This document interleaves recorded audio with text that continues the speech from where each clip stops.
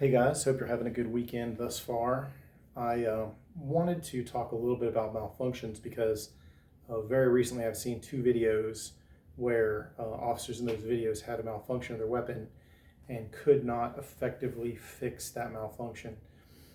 Um, Obviously, there's a bunch of places you can point fingers, not really about that, but I did want to talk about it.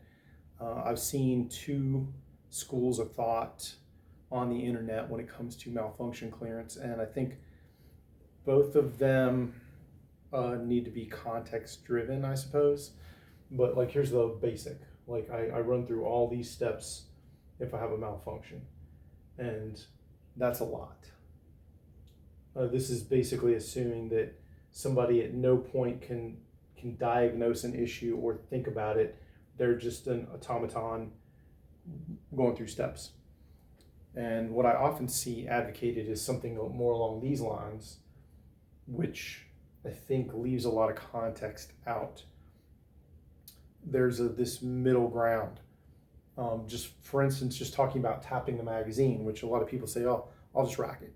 And that sounds like a really good idea, but if I've got dummies, empty gun, if my magazine's not fully seated, let's say it's close, and I come out, rack it, there's still nothing in the chamber, as you can see, because I've racked multiple times, nothing's come out until I seat the mag, rack it, and then press now.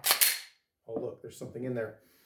A lot of people are saying, oh, the magazine will probably just fall out. Well, you just saw me rack how many times and it did not fall out. What I've seen before is a magazine, for whatever reason, is not fully seated. Like, for instance, right here. And a lot of times it does not come out from violent motion or racking the gun, but it's still not seated. And I've heard people say, well, I know my magazine's seated. Well, at the beginning of your day or the start of your shift, I suspect that you did. But I often see things happening during the course of a day. If you're wearing that gun on you, either in a concealment holster or a duty holster, well, one assumes that you are moving, not sitting still, sitting down, standing up, getting in and out of vehicles, or maybe even doing more vigorous activity than that. And a magazine can become unseated. It just can. I've seen it happen with numerous guns of various makes and models. So I think just to ignore that magazine, checking the seating by tapping it, is setting yourself up for some misery.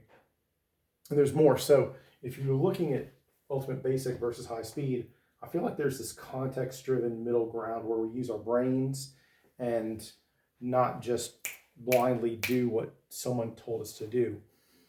But it requires context, it requires thinking, and a little bit of practice. Anyway, that's all I wanted to cover. I didn't want to go deep into malfunction clearance because I could probably turn it into a multi-hour video that no one would watch. Because if nobody reads articles, definitely nobody watches videos that are that long. A few hardy souls do, but not a lot. So I'm going to stop here. I'll talk about that. Like I said, I hope you guys have a good weekend. And I hope that your week is fulfilling and prosperous. And I hope that you get a lot done. I hope that you get the opportunity to get in some training and some practice, even if it's just dry fire, which can be super beneficial. I'm going to stop this here, but take care, guys.